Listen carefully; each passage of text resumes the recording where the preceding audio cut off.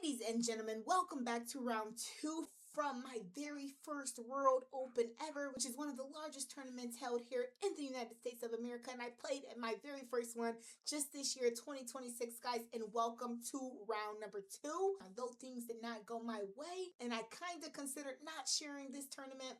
This is round two, guys. If you haven't checked out round one yet, check it out. It was an incredible game. And in round two, things were not so incredible.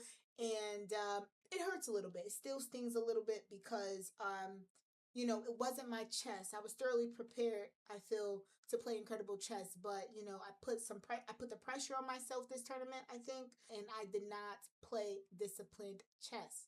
All right, guys. So let's see what happens. My opponent, he opens up with this move d4. I play the move knight f6. My opponent plays the move bishop to f4. I play the move g6. My opponent plays e3. I'm like, is he playing the London system against me? Hold on, that is my opening. If you're gonna play the London system against me, good luck. I played a move bishop to g7. My opponent then responds with the move knight to d2. I immediately played a move d5. My opponent responds with the move knight at g to f3. Of course, he's in the London system. I get castle. My opponent plays this move knight to e5. He's jumping in there with the knight too early. A sight that I am happy to see. I immediately attack at the center with the move c5. My opponent responds with the move c3, getting his pyramid-like structure complete. I then played a move knight to c6. This is apparently a mistake. Knight to h5 was apparently best, but that's just a move that I'm 9 times out of 10 probably not going to play. My opponent then cuts on c6. Of course, I cut back on c6. My opponent plays this move d capture c5, picking up the gambit pawn. I immediately play this move rook to e8, knight to h5 was best, get rid of the bishop and then play e5. So that's not the best idea. My opponent continues with this move queen to a4, and I just knew that that was a mistake. I immediately play this move e5, attacking at the center, guys. And the thing is I got away with it in this game, so that's allowed me to play multiple games making that same mistake. I kind of made that same rook e8 followed by e5 in multiple games in this tournament. So, I got away with it in round one. So I thought it was the right thing to do. But now I understand when to play e5 right away, when to go for the bishop, and or when to play rook e8 followed by e5, because of course a different position calls for different things. My opponent then plays this move bishop to g3, dropping the bishop back. I played a move bishop to f5, developing my light square bishop. My opponent comes with this move bishop to a6, and I'm just like, yeah, he's about to be out of here. But I played a move queen to c7. Apparently rook to b8 was best. My opponent responds with the move castles, and then I play this move rook at a to d8, guys. So my opponent is up with pawn, but I have better development, and my pieces are all on more active squares. So I'm happy with my position here. My opponent plays the move knight to f3. I immediately play this move knight to e4, jumping in there with the pony. My opponent plays rook at f to d1. Not a good move at all. And I pick my pawn back up on c5, but the computer is saying h5 is more accurate, which it probably is. But of course, I just got the material back, and I'm going to get rid of this good bishop, right? My opponent then responds with this move queen to a3. I take the bishop. Of course, my opponent takes back. I played a move bishop to g4, pinning the pony to the rook. My opponent asked the question to my bishop. You know what? Now that I look at this, I could have played bishop to h5. He can't push that pawn. So that probably would have been a good move to play, right? I could have played this. Bishop to h5.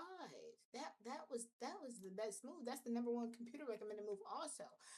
Sometimes it comes down to you play something so much, or recognition sometimes. You just know to cut, because usually in this fianchetto position, they could push that G pawn, right? If you go back to h5, they could push that G pawn and lock that bishop in there. But again, not in this position. So after h3, I cut on f3. My opponent, of course, cuts back. G captures f3, guys. And in this position, I'm feeling good. Check the eval bar. I am better here. I played a move queen to d7, getting my queen from behind this bishop here, and just preparing my kingside attack. I'm ready to go straight to your king. Your king side is weak, and I'm going to attack you on these light squares. It's going to happen. My opponent then plays this move king to g2, trying to hold the light squares. I am coming, and I'm coming soon. I immediately play this move e4. My opponent cuts, and then of course I cut with the rook. I cut with the rook. Guys, so far so good. This is completely one for black, but watch how I mess it up. My opponent plays the move a4, guys. a4 is what my opponent played. My whole point of playing e4 and then capturing back with the rook was to play this move rook at d to e8 and double these rooks along the d file. Okay, bring the queen over here and then eventually getting this last piece into the attack and checkmate this king. And there's nothing you could do about it. Black is just one here. All of your pieces are on the queen side of the board, guys. It's as simple as rook at d to e8. Get everything pointing this way. Bring the queen over to the attack and then put the bishop on e5, getting rid of your last protector of your queen and checkmate you in the middle game. This is a very, very simple thing.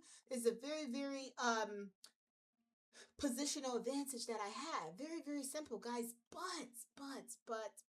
But I get a bit greedy. It's so one for me here, and I know it, that I start going for things that I did not need being greedy.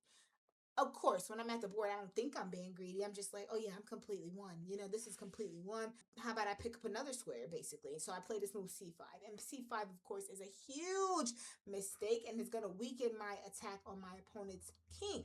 And this is where the game starts to get very, very annoying. My opponent then plays this move queen to b5, asking for a trade of the queens, but of course I'm not going to give it to him. Play the move queen to e7, guys. Of course I'm not losing or anything, but it's just frustrating. The game was won, and now it's not going to be as simple. My opponent plays the move a5, and then I play this move d4, which apparently is a blunder. So it's not a game losing blunder, but nonetheless it's a bad move. C captures d4, and then my opponent plays this wild move rook to a4, a move that I give absolutely no respect to. But the problem is, guys, to get this position here, to get this position before c5, to get this position here took a lot of work. So after I made my last move, rook captures e4, to get this completely one position took a lot of work and a lot of time. So by the time I make that mistake with the move c5 and we get here, okay, and I blunder, he take, I take, and then he plays this move rook to a4.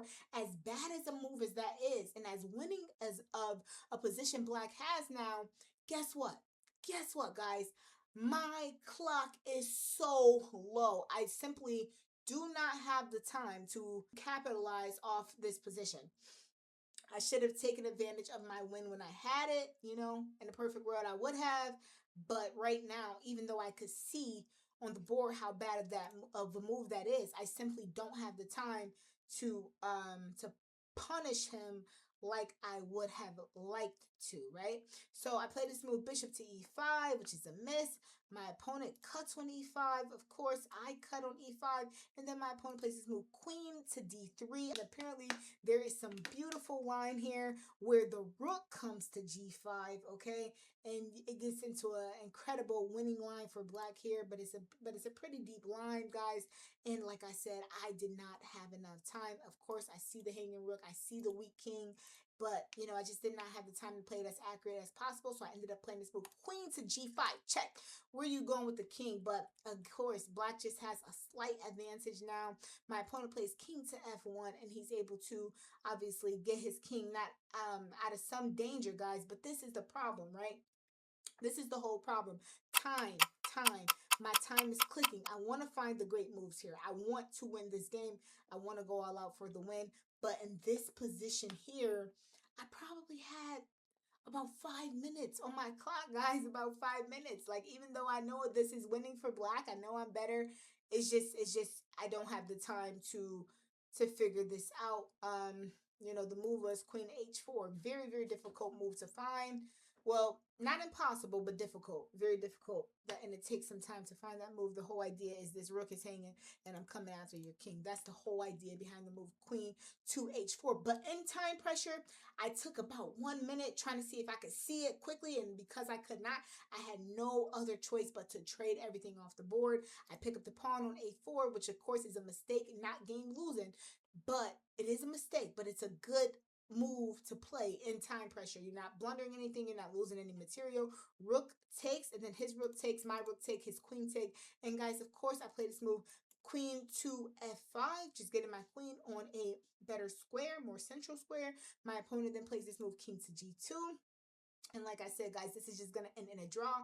I play the move h5, you know, just trying to play my best possible chess, even in time pressure. I did not have the time to capitalize on the winning position.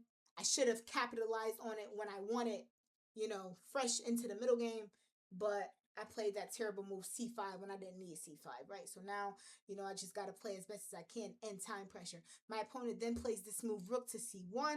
I immediately play the move queen to g5 check. My opponent moves the king over, and like I said, I get the pieces off the board with queen to e5 check. The queen cuts, the rook cuts, and then my opponent plays this move b4. I play the move rook to b5. My opponent puts his rook on the 7th. I take his pawn. He takes my pawn, guys, and we are going to get into an endgame here that, all the pieces are going to be traded here, and it's going to end just like this.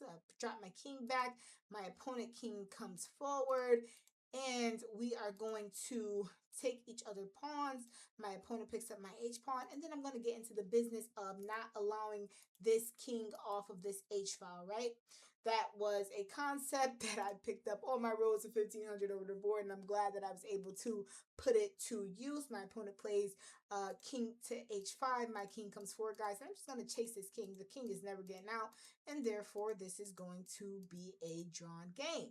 And in this position, my opponent reached out his hand and offered to draw the game, and of course I accepted that draw because, it's a draw. It's a drawn position. You're never going to queen that pawn, and I don't have a pawn or any other pieces on the board to queen or to capitalize and get a win. So, guys, this was round 2, and this was a very, very difficult draw for me because I was completely won. I was completely won at rook takes e4. Guys, check it out. At rook takes e4, he played this terrible move a4 that has nothing to do with nothing.